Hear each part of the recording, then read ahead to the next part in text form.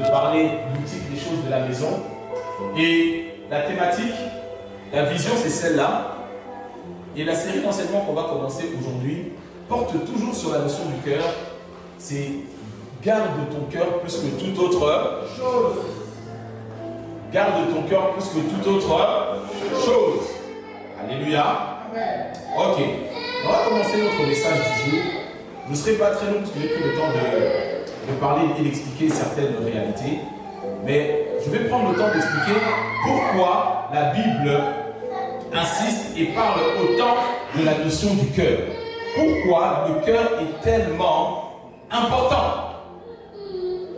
Ce passage, vous le connaissez, on va le lire dans la version Parole de vie. Parole de vie dans Proverbes chapitre 4. On va aller du verset 20 au verset 24. J'aime ce verset et c'est à partir de là qu'on va commencer notre série d'enseignement. Alléluia.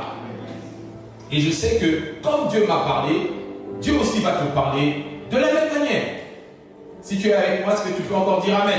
Amen. Si tu as trouvé le verset, tu peux encore dire Amen aussi. Amen. Ok, on est sur Proverbes chapitre 4. Sœur Saint-Pierre, merci, tu peux commencer à partir du verset 20. Mon enfant, écoute mes paroles, fais attention à mes conseils. Ne les oublie jamais, garde-les au fond de ton cœur. Amen. Là, c'est le Seigneur qui parle. Il parle comme un père à son enfant. Et tu remarqueras que la chose la plus importante, Dieu opère par sa parole. Le Seigneur fait tout par sa parole. Et pendant longtemps, j'étais toujours persuadé que la parole de Dieu, sa finalité, c'était dans notre esprit. Je commence à donc suis-moi bien. La Bible me dit Dieu est esprit. Au commencement était la parole. La parole était avec Dieu, la parole était quoi? Dieu. Mais maintenant ici, la Bible nous dit, le Seigneur dit, écoute mes paroles. Le terme c'est shama, c'est écouter avec l'être intérieur. Il dit écoute avec ton être intérieur et surtout la finalité de la parole de Dieu, c'est que cette parole doit résider dans ton cœur. Quelqu'un me comprend? Amen. Et une fois qu'elle réside dans ton cœur, ta part à toi c'est de la garder. Est-ce qu'on est ensemble? Amen. Ta part à toi c'est de la garder. Il dit si tu gardes mes paroles, le verset 22 dit quoi maintenant? Écoute bien, regarde. Il donne la vie et la santé à tous ceux qui les acceptent. Amen. Et si quand on parle de santé, ce n'est pas simplement une santé symbolique. La parole de Dieu a la capacité de te garantir la santé physique, la santé spirituelle, la santé émotionnelle, la santé financière. Alléluia. Amen. À condition que cette parole vienne habiter et résider où? Dans ton intellect? Non. Dans ton cœur.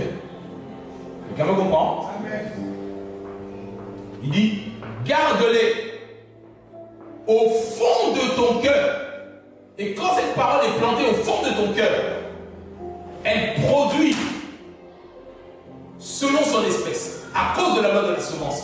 Et cette parole, comme elle est incorruptible, elle répond à tout. Si tu as un besoin financier, cette parole répond aux besoins financiers. Si tu as un besoin de mariage, cette parole répond au mariage. Mais il faut qu'elle soit plantée dans ton cœur. Alléluia. C'est pour ça que le verset 23 est tellement capital. Qu'est-ce qu'elle a pu le dire ensuite, ça, vous savez? Par-dessus tout, surveille ton cœur, car il est la source de la vie. Alléluia. J'aime le mot par-dessus quoi? Par-dessus tout. Dieu te dit, la chose la plus importante que tu dois faire, à laquelle tu dois prendre le plus garde, c'est ton cœur. Ton cœur, c'est ton trésor. Ton cœur, c'est l'usine qui fabrique ta vie. Ton cœur, c'est la chambre où tout est fabriqué. C'est pour ça que Dieu dit, par-dessus tout, fais attention au-dessus de tout. Surveille ton cœur. Ça veut dire que si tu ne fais pas attention, ton cœur peut être brisé, il peut être volé, il peut être heurté, il peut être corrompu, il peut être sali, il peut être altéré. Est-ce que l'Église le comprend toujours? Amen, amen. Suivez-moi. On est ici. Amen. Le cœur peut être volé. il peut être altéré, il peut être déstabilisé. C'est lui qui fabrique le reste de ta vie. Je veux que l'Église comprenne cette réalité. Sœurs et amis, tu peux encore reprendre du verset 20 au verset 23, s'il te plaît. Mon enfant, écoute mes paroles, fais attention à mes conseils, ne les oublie jamais, garde-les au fond de ton cœur. Ils donnent la vie et la santé à tous ceux qui les acceptent. Par-dessus tout, surveille ton cœur, car il est la source de la vie. Verset 24. Interdis à ta bouche de mentir. La Bible dit, interdis à ta bouche de faire quoi? Ça veut dire quoi ici? Quand la parole de Dieu est plantée dans ton cœur et qu'elle commence à produire, la Bible dit, interdis à ta bouche de mentir, ça veut dire, ne parle pas. Interdis à ta bouche de dire autre chose que le plan de Dieu pour toi. Quelqu'un me comprend mieux? Quand tu demandes au Seigneur la santé, interdis à ta bouche de claironner la maladie.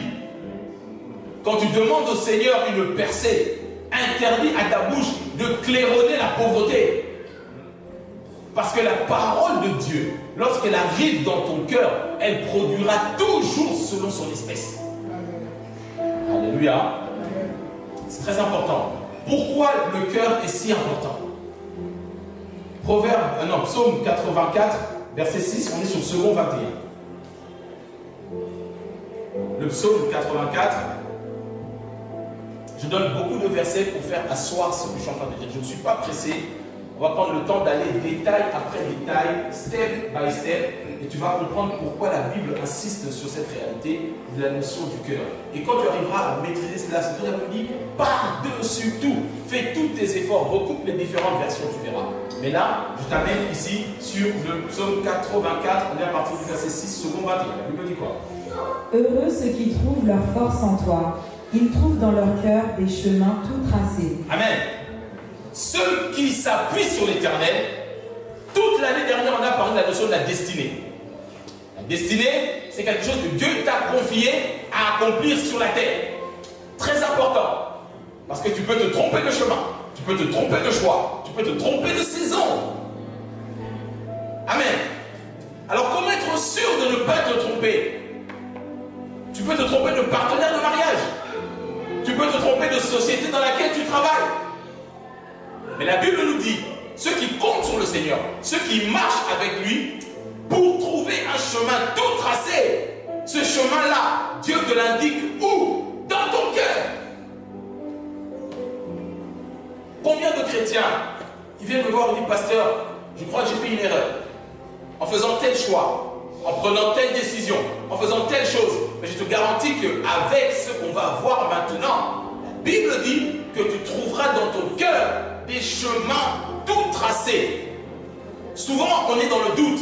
Souvent, on est dans des quiproquos. Souvent, on est dans, on va dire, dans l'instabilité parce qu'on n'est pas sûr si c'est Dieu qui me parle ou si c'est comment. Quand tu commenceras à découvrir le cœur, comment Dieu fonctionne avec cela, la Bible dit que tu trouveras dans ton cœur des chemins tout tracés. Et le verset continue en disant que même si tu traverses la vallée de l'ombre de la mort ou la vallée de Baca ou la vallée des larmes, puisque dans ton cœur tu as la parole de Dieu qui t'éclaire, même les saisons sèches, tu les transformes en prairies. Est-ce que l'Église me comprend? C'est pourquoi moi je considère que l'Église est comme une école où on vient apprendre certaines choses. Tu prends note, tu écoutes, tu relis, tu révises et ça rentre dedans de toi. La notion du cœur bien-aimé, si tu ne la maîtrises pas, tu vas être ballotté et vas passer à côté de beaucoup de choses. C'est la Bible dit, par-dessus tout, surveille ton cœur, garde ton cœur, regarde ton cœur, entretiens ton cœur. Alléluia. Versets 7 et 8, s'il te plaît, sœur Isabelle. Lorsqu'il traverse la vallée des pleurs, il la transforme en un lieu plein de sources, et la pluie la couvre aussi de bénédictions. Leur force augmente pendant la marche, ils se présentent devant Dieu assis. Amen. Les moments difficiles que tu pourras traverser, les saisons de contrariété qui peuvent arriver durant cette année, lorsque ton cœur sera à jour avec Dieu, même les moments difficiles, tu vas les transformer en bénédiction. Quelqu'un me suit? Et j'aime bien le verset 7, la version Darby dit, il marche de force en force. From faith to faith. De la foi à la foi. C'est ce que Paul dit dans Romains 1, 16, 17. Dis à ton voisin, le Père de ton cœur plus que toute autre chose. Parce que c'est de lui. Parce que c'est de lui. Dis-lui, parce que c'est de lui. Que viennent les sources de ta vie. Donc tu veux voir, connaître la vie de quelqu'un. Tu veux changer ta vie aussi. Alors change ton cœur. Quelqu'un me comprend? Et Dieu traite le cœur avec sérieux, avec méthode. Et j'étais souvent étonné. Je me dis, mais pourquoi on n'enseigne pas ça? Pourtant, même moi qui suis né à l'église et grandi à l'église, je n'ai pas entendu beaucoup ce genre d'enseignement quand j'ai grandi dans la maison. Mais je sais que le Seigneur prépare toutes choses bonnes dans son temps. Et c'est ta saison. Amen. Amen. Alors, on va maintenant rentrer un peu dans la définition. C'est sur ça qu'on va un peu s'arrêter aujourd'hui, mais on y va tranquillement, mollo, parce que je vais parler de versets qui ont peut-être perdu. Mais il faut que tu comprennes. Et pourquoi c'est important. Dans l'Ancien Testament, pour les Hébreux, le mot cœur se dit lève. L-E-V-H. C'est la notion, c'est le mot cœur. Et ça désigne l'homme dans son entièreté. C'est-à-dire sa personnalité, c'est-à-dire ses émotions, sa vie affective, son intelligence et sa volonté. Tu remarqueras que ce sont des composants de l'âme, n'est-ce pas? Parce que tout ce sujet, je connais des versets qui vont avec. Mais pour gagner du temps, pour les Hébreux, le cœur, c'est la personnalité de l'être humain. Et le cœur, c'est les émotions pour eux, la volonté, l'intelligence. Quand tu rentres dans le Nouveau Testament, le mot cœur dans la Bible, dans le Nouveau Testament, comme tu sais, c'est écrit en grec, le mot cœur se dit cardia, qui est cardiaque en français. K-A-R-D-I-A, cardia. C'est le cœur dans le Nouveau Testament. Ça englobe la personnalité. C'est pour ça que quand tu prends dans Marc 12, verset 30, dans Parole vivante, le plus grand de tous les commandements, la Bible dit, tu aimeras le Seigneur ton Dieu de tout ton cœur, c'est-à-dire de toute ton âme. C'est la version qui dit cela. Parce que dans l'Ancienne Alliance, et même dans le Nouveau, le cœur est principalement associé à l'âme. Et c'est logique. Pourquoi? Parce que dans l'Ancienne Alliance, il n'y avait pas encore de nouvelle naissance. Alléluia. Alors souvent on se pose la question, on se dit, mais est-ce que le cœur, c'est l'être intérieur? Est-ce que le cœur, c'est mon esprit? Ou le cœur, c'est mon âme? Amen, amen. Amen. C'est important de comprendre cela. On se pose la question. Et quand tu regardes dans l'Ancienne Alliance, et même dans le Nouveau, avant l'effusion du Saint-Esprit, le cœur était principalement associé à l'âme de l'homme. La définition biblique de l'homme, c'est quoi? C'est que l'homme est d'abord esprit. Il possède quoi? Une âme. Il habite dans un corps. Ça, c'est la définition biblique de l'homme. Maintenant, on sait que l'âme, c'est le centre de la vie de l'homme. Beaucoup de choses se passent. La source, c'est l'esprit, et le centre, c'est l'âme. Et l'âme aussi est composée de trois choses qu'on a vues ici, c'est-à-dire la personnalité de l'homme, l'intelligence, la volonté et les émotions. Ce sont les trois parties de l'âme de l'homme. Jusque-là, c'est bon? Amen. Alors, est-ce que mon être intérieur, c'est ça mon cœur? Est-ce que mon esprit, c'est ça mon cœur? Ou mon âme, est-ce que c'est ça mon cœur? On a défini le corps, on a défini l'âme, maintenant définissons l'esprit. La Bible dit que Dieu est quoi? Esprit. Lorsqu'il a dit faisons l'homme à notre image et à notre ressemblance, il les a créés esprit comme lui. C'est dans Genèse chapitre 2 qu'il a formé l'homme. Mais maintenant, notre esprit, qui est principalement notre être qui ne périt pas, est lui aussi composé de 3 éléments. Et dans tout esprit de l'homme, on trouve 3 compartiments ou 3 composants, qui sont la communion. C'est là où nous adorons Dieu. C'est là où le Saint-Esprit vient habiter, dans notre esprit, dans le siège de la communion. Jusque-là, ça va? Ensuite, dans notre esprit, il y a la conscience. Dans tout être humain, la conscience, c'est ce que Dieu a déposé dans l'esprit de l'homme pour discerner, faire la différence entre ce qui est bien et ce qui est mal. Dans toutes les sociétés du monde. Pas besoin, des fois, de réglementer. Tu sais de toi que c'est bon, c'est pas bon. C'est directement dans ton esprit. Je disais donc la communion, c'est là où nous adorons Dieu. C'est là où l'arche de l'alliance est déposée. C'est là où Dieu réside. Ensuite, il y a la communion là où nous adorons Dieu. Il y a la conscience, la capacité de faire la différence entre le bien et le mal. Et enfin, dans notre esprit, il y a une 3e partie qu'on appelle l'intuition. L'intuition, ce n'est pas le fait de deviner. L'intuition, c'est le fait de savoir directement, sans passer par la case compréhension. Et c'est là où nous recevons les révélations. Est-ce que l'Église me comprend? Donc, quand on parle de l'esprit, ce sont ces 3 composantes-là. Quand on parle de l'esprit, communion, on parle de l'intuition et on parle de la conscience. Quand on parle de l'âme, on parle des émotions, on parle de la volonté et on parle de l'intelligence. Jusque-là, c'est bon? Mais maintenant, quand on parle de la notion du cœur, à quoi fait-on allusion? Le cœur, c'est le plus profond de l'homme. Et le cœur, bibliquement parlant, c'est principalement l'âme de l'homme. C'est-à-dire les 3 composants qu'on vient de voir, émotion, volonté et intelligence. En plus de cela, il y a une dimension de l'esprit qui est mélangée à l'âme qui constitue le cœur. En fait, on comprend que c'est l'homme dans sa perfection globale. C'est pour ça que Dieu traite la notion du cœur. Parce que le cœur touche l'esprit et principalement l'âme. Parce que l'âme, c'est ça qui nous permet d'être en contact les uns avec les autres. L'esprit, c'est ça qui nous permet d'être en communion avec Dieu. Est-ce qu'on comprend?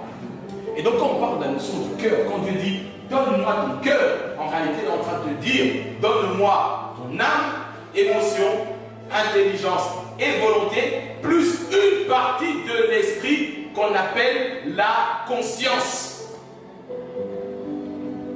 La conscience plus l'âme égale le cœur biblique et très profond de l'homme. La personnalité de l'homme intégrale, ce sont ces parties-là. Est-ce qu'on me comprend mieux? Parce que toute cette année, on va parler de notre être intérieur. Quand la Bible parle de l'être intérieur, il parle du cœur, il touche à la fois à l'esprit et à l'âme de l'homme. Est-ce que jusque-là, ça va? Vous n'avez pas perdu, c'est bon? Hein? C'est bon jusque-là? C'est pour ça que j'aime cette église, parce qu'on peut enseigner en profondeur. Et je peux parler sans notes, parce que ce sont des réalités que nous maîtrisons. Ok? Donc, quand Dieu dit, mon fils, ma fille, donne-moi ton cœur, ça veut dire quoi? Ça veut dire, donne-moi ta personne tout entière. N'oublie pas que Dieu nous a créés à son image, à sa ressemblance, nous a créés libres. Tu peux décider de donner ton cœur à Dieu, tout comme tu peux décider de refuser. Alléluia. Le cœur te représente totalement, globalement. Le cœur te représente totalement et globalement. Je veux que ce soit clair pour tout le monde. Alléluia. Et je veux te démontrer comment Dieu travaille avec la notion du cœur. La parole de Dieu a été créée pour résider dans ton cœur. Elle travaille ton âme, elle fortifie ton esprit, elle guérit ton corps. On va voir différents types de cœur. Il y a des cœurs incrédules. Il y a des cœurs mauvais. Dans ma langue maternelle, on dit que quelqu'un est méchant, on dit que c'est quelqu'un qui a un mauvais cœur. N'est-ce pas les dynamophones? Le terme méchant tout seul, c'est quelqu'un de méchant, c'est quelqu'un qui a un mauvais cœur, un cœur mauvais. Alléluia. Hébreux chapitre 4, parole vivante, à partir du verset 12. C'est toujours dans mon intro, on y va tranquillement. Bien aimé, on aura de fortes séances de prière où le Seigneur veut traiter beaucoup de choses comment je vais dire, qui traînent dans ton cœur, qui t'empêchent de monter avec Dieu. Il y a des relations qui ont causé des dégâts dans ton cœur, il y a des déceptions qui ont causé des problèmes dans ton cœur. Tout cela, Dieu veut les traiter pour qu'il monte avec toi. Il te dit en réalité, donne-moi ton cœur, moi je te donne une nouvelle vie. Amen. Est-ce qu'on comprend? Et j'aime ce passage, Hébreux 4, à partir du verset 12, parole vivante, s'il te plaît. Car la parole de Dieu est pleine de vie et de puissance. Elle reste toujours en vigueur. Elle est plus incisive qu'aucune épée à double tranchant. Elle pénètre jusqu'aux profondeurs de l'être, articulation et moelle de notre vie intérieure, jusqu'à la ligne de séparation entre la vie de l'âme et celle de l'esprit. Elle discerne et révèle les sentiments et les penchants du cœur. Amen. Amen, amen. La parole de Dieu, il n'y a rien, je dis bien, je répète, il n'y a rien qui est aussi important et qui peut guérir, soigner, changer une personne, c'est-à-dire son cœur, comme la parole de Dieu. Et j'aime la précision de parole vivante. La Bible dit qu'elle va jusqu'à la ligne de séparation entre la vie de l'âme et la vie de quoi? De l'esprit. Est-ce qu'on comprend? C'est ce que je viens d'expliquer depuis une dizaine de minutes. Elle va encore plus loin. Elle dit, entre donc jusqu'à la ligne de séparation entre la vie de l'âme et celle de l'esprit. Elle discerne et révèle les sentiments et les penchants du cœur. Et je suis habilité à te dire ce que la Bible dit. Comme est le fond de ton cœur, tel tu es. Alléluia. Amen. Alléluia. Amen. Elle discerne et révèle les sentiments et les penchants du cœur. Elle juge les pensées et les intentions les plus secrètes. Tes pensées et les intentions les plus secrètes que même ton mari ne connaît pas. Elle ne réside pas dans ton intellect, mais elle réside dans ton cœur. Est-ce qu'on comprend? Le cœur est un élément tellement puissant. Écoute-moi bien, retiens ce que je dis, je te le démontrerai bibliquement. Le cœur est un élément tellement puissant que tout ce que ton cœur conçoit, ça se réalise. Est-ce qu'on me suit? Tout ce que ton cœur arrive à concevoir, même en termes de pensée,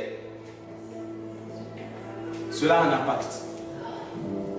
Connu ou inconnu, les pensées secrètes, les choses que tu n'as jamais dites, mais qui ont été conçues dans ton cœur.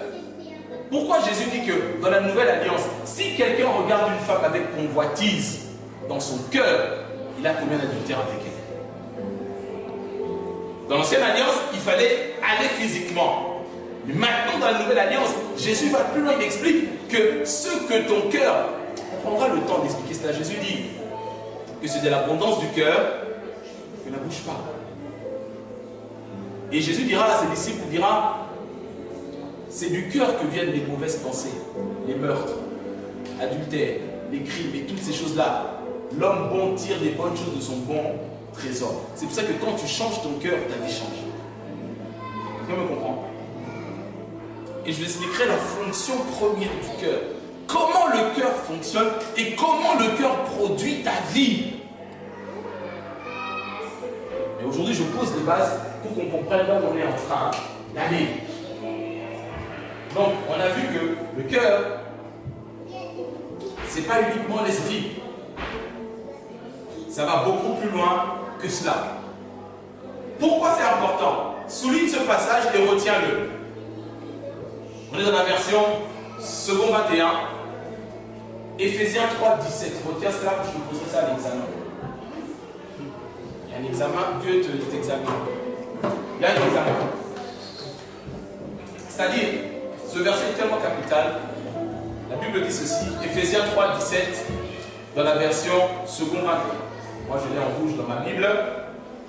Vraiment, retiens cela. De sorte que le Christ habite dans votre cœur par la foi. C'est la première partie. La Bible dit quoi? Que le Christ, il fasse quoi? Mais comment tu lis ce que tu avais déjà fait? Que le Christ fasse quoi? Où? Comment? Imagine un peu le Fils de Dieu. Comment t'expliquer? Que tu comprennes bien. Quand tu prends l'ancienne alliance, ok? Dans l'ancienne alliance, la ville la plus sainte, c'était Jérusalem, n'est-ce pas? Dans Jérusalem, le quartier le plus saint, c'était la montagne de Sion, n'est-ce pas? Là où il y avait le temple. Et maintenant, dans le temple, le lieu le plus saint, c'était le Saint des Saints. Pourquoi cet endroit était tellement sanctifié et saint? Parce qu'on y avait déposé l'arche de l'Alliance. Vous vous souvenez de l'arche de l'Alliance? Là où il y avait les tables de la loi. Là où il y avait le bâton de Aaron. Et là où il y avait le vase qui contenait la manne. L'arche de l'Alliance, suivez-moi très bien, c'est l'élément le plus sacré de la religion juive. Parce que Dieu dit qu'il demeure là où il y avait l'arche. Vous vous souvenez lorsque l'arche était dans la maison de Obed-Edom, un païen, n'est-ce pas? La Bible dit que la bénédiction a suivi Obed-Edom jusqu'au point que David a envié ça, dit non, remettez l'arche ici. Ok? Donc l'arche symbolise la personne de Christ dans l'ancienne alliance. Dieu lui-même est là dedans. Maintenant, le corps de l'homme, c'est le temple vivant. Corps, âme et esprit. Le corps par vie, l'âme, le lieu saint, et l'esprit, quoi? Le lieu très saint. Ok, jusque-là? Et quand on parle maintenant du cœur, c'est l'homme profond. Et la Bible nous explique que Jésus-Christ, lorsque tu es né de nouveau, il vient habiter dans ton cœur. Comment? Au moyen de la foi. Et presque tout le christianisme se résume dans cela. Parce que le christianisme n'est pas une religion, c'est une relation, une communion, une interaction. Et cela se fait dans ton cœur. Comment? Par la foi.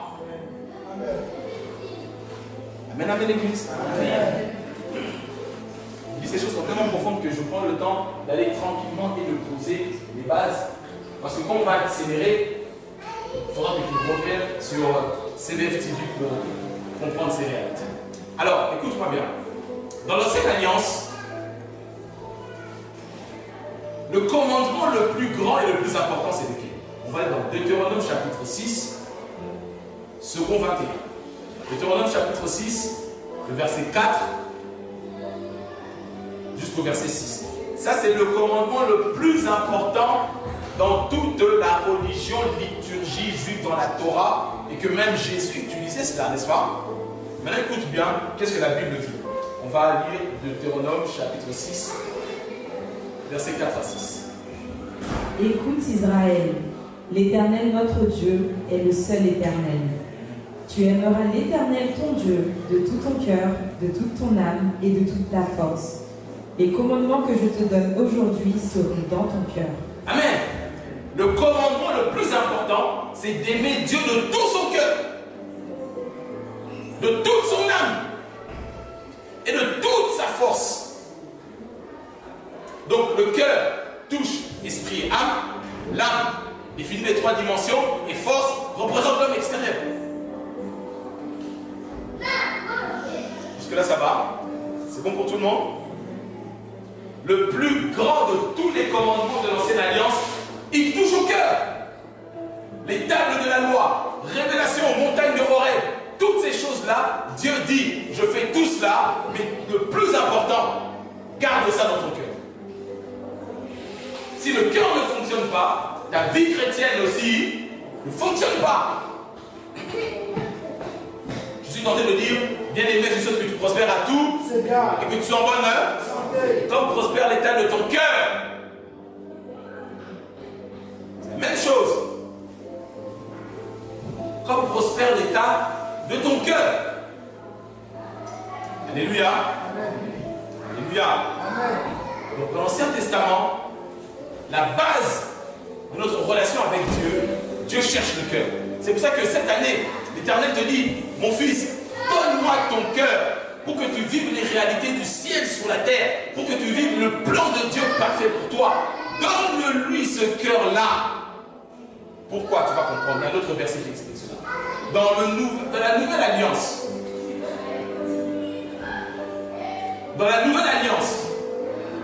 le texte de base, hein, je fais un peu de théologie, mais qu'on comprenne bien parce que je prends le temps de bien expliquer. Le texte de base qui établit la Nouvelle Alliance différente de l'ancienne se trouve dans Hébreu. C'est un livre doctrinal comme Romain. Hébreu chapitre 8. Là, je l'ai pris dans la version sur laquelle on va être sur second 21. J'aime bien ce meurtre, mais on va rester sur second 21. Hébreu chapitre 8, si vous avez, tu peux commencer à partir du verset 8. De fait, c'est bien comme un reproche que le Seigneur dit à son peuple, « Voici que les jours viennent, dit le Seigneur, où je conclurai avec la communauté d'Israël et la communauté de Juda une alliance nouvelle. » Quelqu'un dit avec moi une alliance nouvelle? Une alliance nouvelle. Merci, verset 9. Elle ne sera pas comme l'alliance que j'ai conclue avec leurs ancêtres le jour où je les ai pris par la main pour les faire sortir d'Égypte. Comme ils n'ont pas persévéré dans mon alliance, moi non plus, je ne me suis pas soucié d'eux, dit le Seigneur. Ok, donc jusque-là, le Seigneur explique que l'ancienne alliance n'a pas vraiment fonctionné comme il fallait, n'est-ce pas? On sait tous que la loi, le péché, le vieil homme étaient très puissants parce qu'il n'y avait pas de nouvelle naissance dans l'ancienne alliance. Mais maintenant, écoute bien à partir du verset 10. Verset 10. Mais voici l'alliance que je ferai avec la communauté d'Israël après ces jours-là, dit le Seigneur. Je mettrai mes lois dans leur esprit, je les écrirai dans leur cœur, je serai leur Dieu et ils seront mon peuple. Amen, amen. C'est-à-dire que ce qui fait la force de la nouvelle alliance, ce qui fait la puissance de la nouvelle naissance, ce qui fait la puissance du surnaturel et des choses de Dieu, c'est que Dieu ne traite pas avec nous sur des tablettes de pierre extérieures, mais il dit qu'il prend sa parole, il la met dans ton esprit, et j'aime bien ici, je vais les écrire sur ton cœur. Alléluia. Ça veut dire que si ton cœur ne fonctionne pas, ta spiritualité est zéro. C'est ça qu'il y a des gens qui se disent chrétien, je suis socio-chrétien, social-démocrate chrétien, et qui font des choses qu'on ne peut pas dire ici. Mais le cœur, je vais maintenant encore plus loin, la Bible dit, le Seigneur dit, je vais écrire cela et graver dans ton cœur. Et David précise dans le livre du Psaume, il dit que ma langue est comme un stylo. Et elle fait quoi? Elle écrit, elle grave la parole de Dieu sur mon cœur. Alléluia. Alléluia. La nouvelle alliance, c'est un problème de cœur. Dieu dit dans l'ancienne alliance. Non, le Seigneur explique ça encore mieux. Bibliquement parlant. Ézéchiel. Trop de versets ou ça va? C'est bon? Ça va aller, c'est bon, trop de versets, tu me dis. Hein? C'est bon? Ok. Ézéchiel. On est toujours, on reste sur second 21. Chapitre 11, verset 19. Regardez bien, parce que ce texte que Paul cite dans la Nouvelle Alliance fait référence à des écrits d'Ézéchiel pour comparer ce qui n'a pas marché dans l'Ancien, mais Dieu, prophétiquement, explique pourquoi et comment il va changer les choses. J'espère que je n'ai pas perdu. Laura, si c'est bien. Ça Clarisse, ça va. Excusez-moi, je suis chaud, je suis bouillant là. Amen. Amen, amen. Ok, regardez ce qu'Ézéchiel dit. Je leur donnerai un seul cœur et je mettrai en eux un esprit nouveau. Stop. Vous voyez que Dieu parle très clairement de la notion de cœur-esprit. N'est-ce pas? Parce que dans le cœur, il y a une partie de l'esprit. Mais Dieu lui-même est l'esprit, il traite avec nous quand tu reçois des révélations. Tu dis, je ressens dans mon cœur, tu le reçois au niveau de l'intuition et de la conscience. Tu es conscient de cela parce que Dieu parle avec toi directement. Qu'est-ce qui fait la différence entre le logos et le réma? C'est-à-dire le logos, la parole écrite, elle doit être discernée avec ton intelligence, alors que la révélation est directement du cœur de Dieu à ton esprit. Et Dieu dit, les paroles que je vous dis sont quoi? Esprit.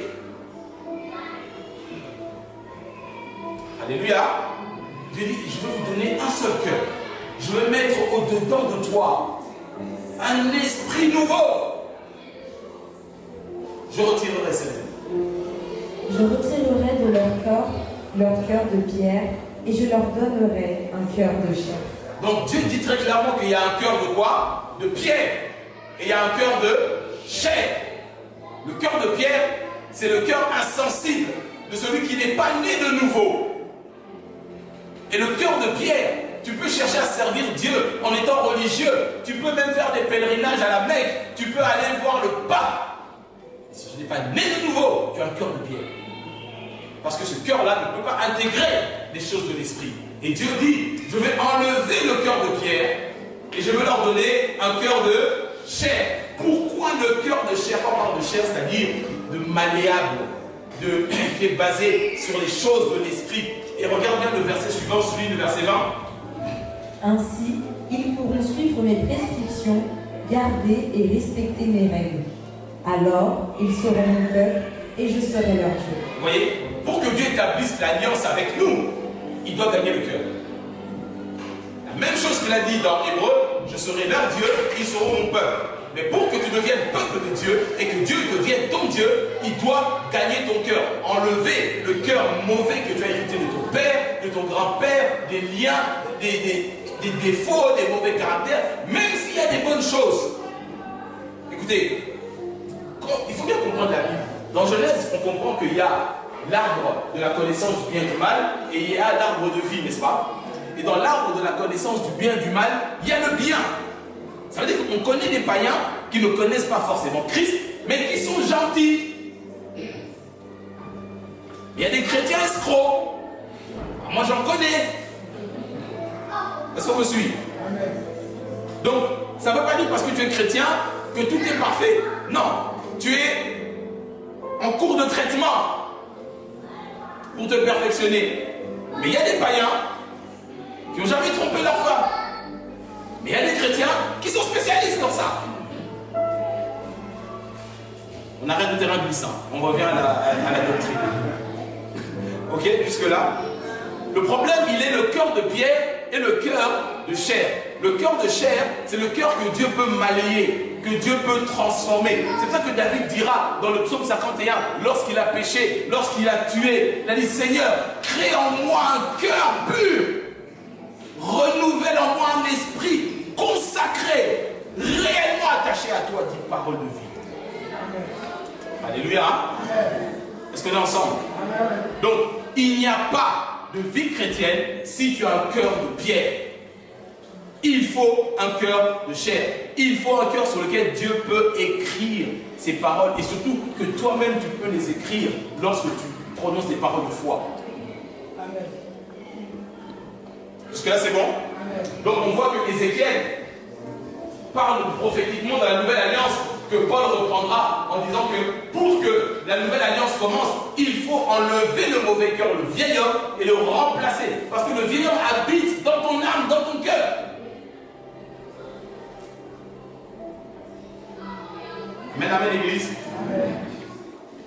Et quand tu regardes le mandat de mission que Dieu a donné à Jésus, en tant que le Messie, le sauveur de l'humanité, dans Ésaïe 61, il dit, l'Esprit de l'Éternel est sur moi.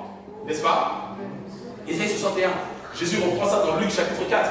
Il dit, l'Esprit de l'Éternel est sur moi. Il m'a oint pour annoncer, 1, la bonne nouvelle aux pauvres, et 2, guérir les cœurs. Le but de l'évangile, c'est de guérir les cœurs. Le but de la parole de Dieu, c'est de guérir et de transformer ton cœur. Est-ce que quelqu'un me comprend? quand ton cœur va commencer à fonctionner selon la parole de Dieu, je te garantis que ta vie va changer. Tu vas être étonné, tu passes devant le miroir, tu vas dire, hey, c'est moi Emanise. Parce que ton univers va changer. Est-ce qu'on me comprend? Même ta démarche va changer. Ta voiture va changer. Tu emmènes trop petit. Parce que ton cœur produit ta vie. Le but de la parole de Dieu, c'est de venir résider dans ton cœur et de tout transformer. Moi, je crois en cela. La Bible dit l'homme bon tire des bonnes choses de son bon trésor. Ça veut dire que ton cœur, c'est un trésor. Éphésiens 13, on a vu Éphésiens 3, verset 17, il dit que le Christ habite dans ton cœur au moyen de la foi. Nous sommes un peuple de foi. Et quand tu vas comprendre comment le cœur fonctionne, parce que je n'ai pas expliqué comment il fonctionne, j'essaie pour expliquer pourquoi le cœur est important. Pourquoi Dieu traite la notion du cœur. Il prend ça très au sérieux. Cette année, deux choses que tu dois retenir. L'Éternel te dit, donne-moi ton cœur. Et la Bible rajoute, veille sur ton cœur plus que toute autre chose. Pourquoi on a des problèmes souvent entre nous dans nos églises? C'est parce que nos cœurs ne sont pas sincères. Dans nos couples, pourquoi il y a des séparations, des tromperies, des combats? Parce que nos cœurs ne sont pas sincères. Le mot sincère, ça signifie sans mélange. Et Dieu veut traiter la notion du cœur. Moi, le premier, quand je rentre dans la présence du Seigneur, la première chose, le Seigneur veut traiter ce qu'il a dans le cœur. J'ai déjà donné un enseignement sur les mouches mortes. Mais je reviendrai sur ça plus en détail, avec plus de révélations que Dieu m'a données. La Bible dit dans le livre d'Ecclésiaste que les mouches mortes font sentir une mauvaise huile du parfumeur. Le parfumeur, c'est le Seigneur. L'huile, c'est l'onction qu'il a déposée dans ton cœur. Mais quand il y a des mouches mortes dans ton cœur, même si tu as l'onction, tu chantes en langue que les paralytiques marchent, il y aura des scandales, il y aura des choses bizarres. Est-ce qu'on me comprend? Parce que là, c'est la notion du cœur. Et même nous, qui marchons, qui vivons par la foi, encore plus nous, on doit maîtriser cela. Dans Marc 11, quand Jésus établit la notion du circuit de la foi, il dit, lorsque tu parles à cette montagne, tu lui dis, ôte-toi de là, jette-toi dans la mer. Jésus dit quoi? Si tu ne doutes pas où? Je démontrerai que la foi réside dans ton cœur, comme Jésus doit résider dans ton cœur. Tu dois avoir une foi efficace. Alors développe un cœur efficace. Tu me comprends? Tu veux marcher par la foi. Tu dis à cette montagne, à cette maladie, ôte-toi de là. Tu parles facilement. Mais qu'en est-il du cœur? Comment Dieu a changé la vie d'Abraham? Il travaille d'abord son cœur. Alléluia, Église. Amen. Dieu m'a amené à faire une analyse claire de mon cœur, ce qu'il y avait dedans. Ce qui est bon et ce qui n'est pas bon. Ah, il n'est pas ça mon cœur, pas bon. Eh, t'entends.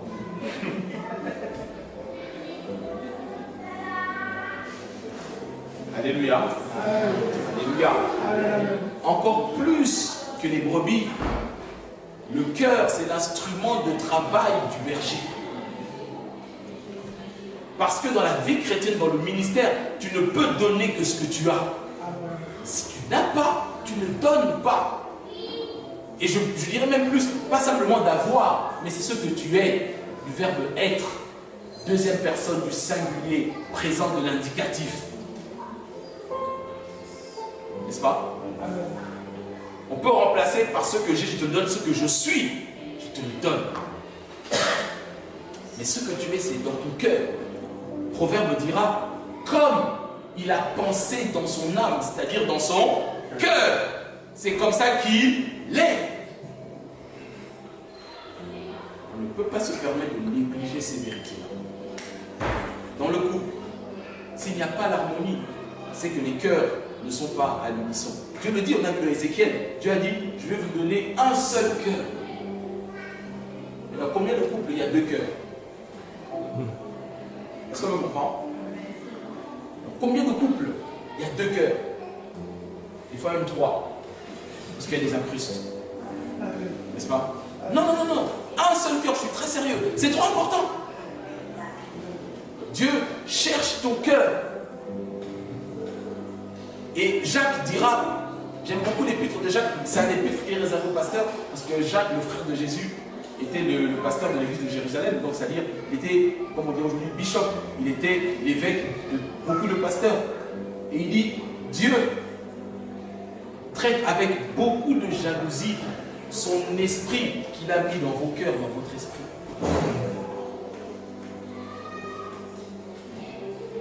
Dieu est très jaloux de ce qu'il y a dans ton cœur. L'idolâtrie siège dans le cœur. Pourquoi le plus grand des commandements dit tu aimeras l'Éternel ton Dieu de tout ton cœur? Si tu aimes Cristiano Ronaldo plus que Jésus, oh, il y en a. Il y en a. Là, si le PSG perd, il ne dort pas bien. Où est ton cœur? Moi, j'ai que Marvin dormira bien, il est bien Marseille. Mais là, l'autre, si son équipe perd, il est démoralisé. Ton cœur. Ton cœur. D'autres, c'est des passions. Ça peut être le sport, ça peut être le cinéma. D'autres, c'est les voyages. Si je ne voyage pas, on dirait que je suis étranglé. Ton grand-père là-bas, il voyageait, il ne connaissait pas les 35 heures, ni chez moi au Congo. Toi ici, parce que tu n'aimes pas voyager 3 week-ends, t'es pas... Non, non, oh. Est-ce qu'on se comprend? Dieu veut ton cœur. Et je termine par là. Et on verra aussi cette année. J'ai beaucoup parlé en fin d'année dernière de la notion de la consécration. Il n'y a pas de consécration s'il n'y a pas de cœur entier. Parce que la consécration, ce n'est pas une question d'émotion, c'est une question de cœur. Est-ce que l'Église le comprend? Amen, amen. Je vais m'arrêter là pour ce matin. Et je sais que le Seigneur va commencer à faire un travail. Moi, c'est ma prière. C'est qu'il commence à labourer ton cœur. Dimanche après dimanche. Message après message. Et il va commencer à enlever. À enlever. Tu remarqueras que lorsque Jésus enseigne en parabole, il parle surtout de la notion du cœur. Alléluia. La parabole la plus importante. La parabole des paraboles, c'est la parabole du semeur. La parabole du semeur parle de 4 types de cœurs. Les gens qui reçoivent la parole sur une terre solide, sur une terre où il y a des épines, etc. Alléluia. Amen. Alléluia. Amen. J'ai beaucoup parlé ce matin, mais je veux vraiment que l'Église comprenne le travail et la vision dans laquelle nous sommes en train d'avancer. Et je suis certain que le Saint-Esprit, durant cette année, va parler à ton esprit. Et ce matin, on va demander au Seigneur de préparer notre cœur. Nous avons besoin d'un cœur nouveau, pour recevoir une onction nouvelle, pour recevoir une huile nouvelle, pour recevoir une nouvelle manière de prier, d'adorer, de concevoir les choses de Dieu, sans hypocrisie, sans faux semblant. Quelqu'un avec moi, un seul cœur. Un seul cœur. Un seul cœur. Et cette notion de un seul cœur, Paul appelle ça, dans le livre d'Éphésiens, l'unité de la foi. L'unité de la foi, c'est avoir un seul cœur. On est différents, on a des personnalités différentes, on peut avoir des avis différents. Vous pouvez dans le couple avoir des avis différents, mais vous êtes un seul cœur. Le problème dans nos églises, c'est que si on ne partage pas ton avis, qu'on ne suit pas tes opinions, tu dis ici, il n'y a plus l'Esprit de Dieu. Dieu n'est plus ici. Non, c'est pas ça. Un seul cœur. C'est capable de mettre ensemble nos diversités, ou des fois nos divergences, sous les pieds de Christ et d'avancer sur sa parole. Est-ce que quelqu'un a été béni ce matin? Tu peux acclamer le roi de tous les temps.